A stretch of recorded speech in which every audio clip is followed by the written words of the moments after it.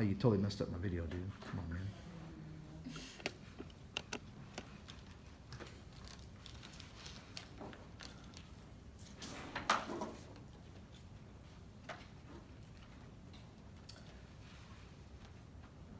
All right. Hello, everyone. I am going to read you an amazing story about the first, one of the first Little House books called Going to Town. Here it is. Let's see here. Oh, not that page.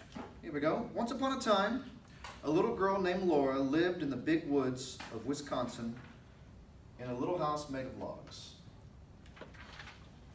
She lived in the little house with her pa, her ma, her big sister Mary, her baby sister Carrie, and their good old bulldog Jack.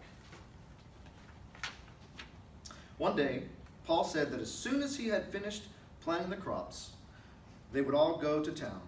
Laura, Mary, and Carrie could go too if they were old enough. Laura and Mary were very excited. The next day they tried to play going to town. They could not do it very well because they were not sure what town was like. They had never even seen a store. Then one night Paul said, "We'll go to town tomorrow." That night, Ma gave Laura and Mary a bath. Then she wound their wet hair tightly on a lot of little rags.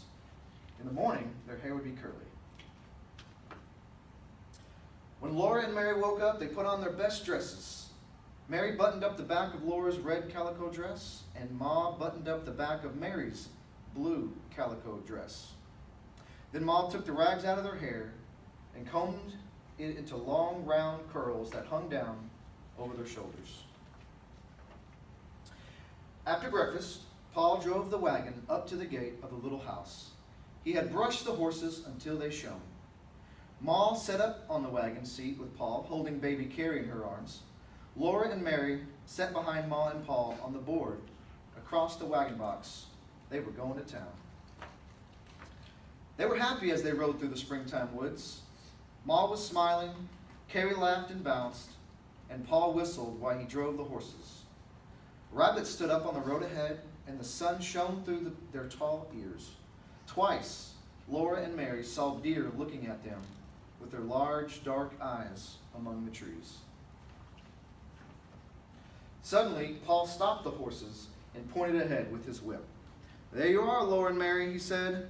"That's the town of Pippin."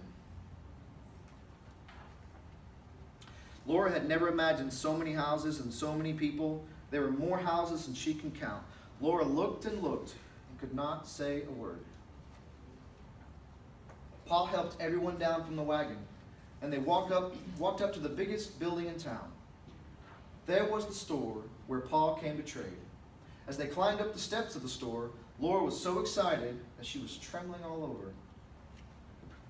The store was full of things to look at. There were sacks of salt and sugar. There were pink and blue and red and brown and purple fabrics for dresses. There were boots and hammers and nails and big wooden pails full of candy. There were so many things that Laura did not know how Pa and Ma could ever choose. Lots of things in that store. When all the trading was done, the storekeeper gave Mary and Laura each a piece of candy. They were so surprised that they just stood there looking at their candies. Then they remembered and said, "Thank you." The candies were shaped like hearts and had printing on them. Mary's candy said, "Roses are red and violets are blue. Sugar is sweet and so are you." Laura's only said, "Sweet's still sweet." After they left the store, they walked over to the lake at the edge of town. They all sat on the warm sand, and Ma opened the picnic basket that she had brought.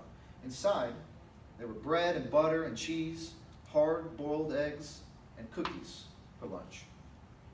After the picnic was over, they all got back into the wagon to go home. It was a long trip through the big woods to the little house. Laura and Mary were very tired, and baby Carrie was asleep in Ma's arms. And Paul sang softly, "Mid pleasures and palaces, though we may roam, be it ever so humble, there's no place like home." Thank you.